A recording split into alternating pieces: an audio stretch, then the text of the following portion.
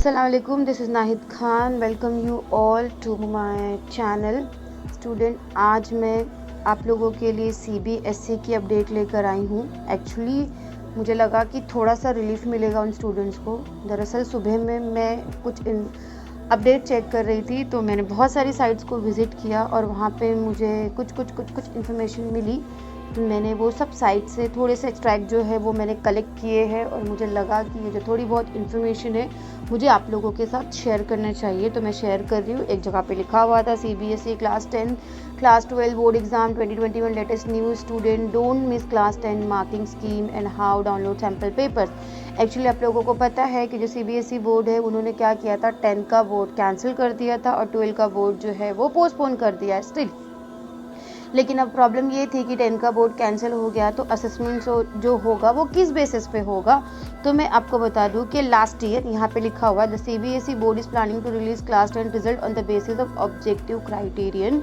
Yes, last year भी student ऐसे हुआ था कि CBSE ने जो 10th के रिजल्ट थे वो ऑब्जेक्टिव बेसिस पे निकाले थे। पहली चीज़ तो इस ईयर भी उन्होंने डिसाइड किया है कि वो ऑब्जेक्टिव बेस ही होगा, फर्स्ट थिंग। ओके, और फिर यहाँ पे एक चीज़ और भी दी गई है जो हमारी न्यू एजुकेशन पॉलिसी थी 2020, और दरअसल कंसर्न जो है वो लेकर हमारा एकेडमिक ईयर 2021 और 2022 के लिए स्टूडेंट। क्योंकि अगर ये एकेडमिक ईयर में डिले हो रहा है तो जो हमारा नेक्स्ट एकेडमिक ईयर है उसमें भी डिले होगा। सो इस चीज़ को भी ध्यान में रखते हुए यहाँ पे एक डिसीजन लिया गया है। See, according to new composition of year end और board exam for class 9 and 10 student 30% marks will be allocated for competency based question.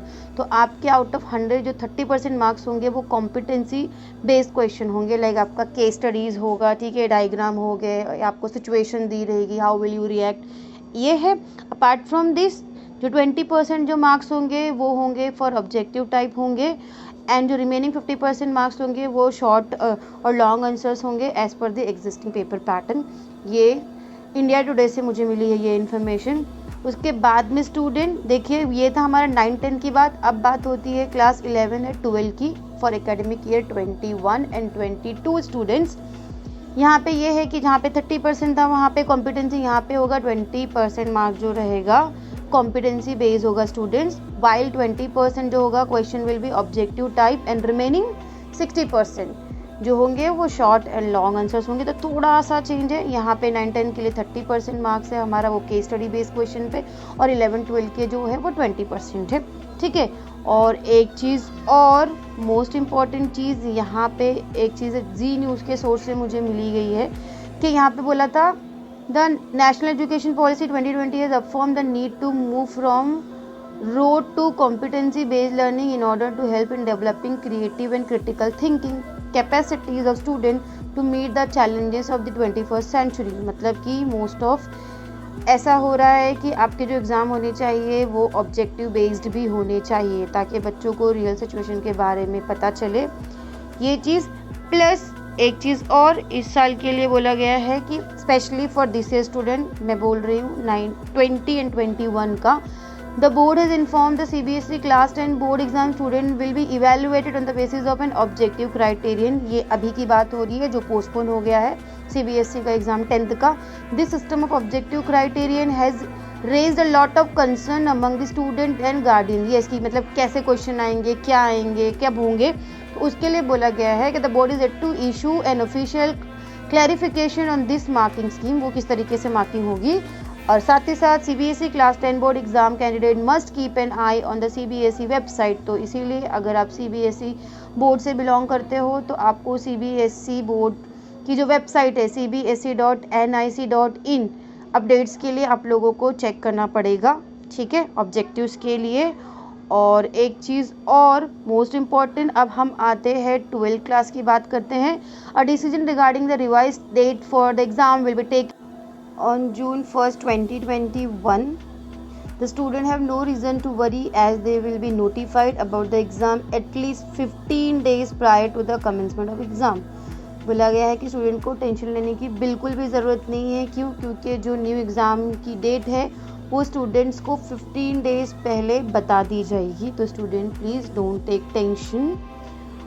और एक चीज़ और, जो 10th की बात की थी, ये किसने कहा है, ये जो सोर्सेज है वो DNA से लिए हैं मैंने।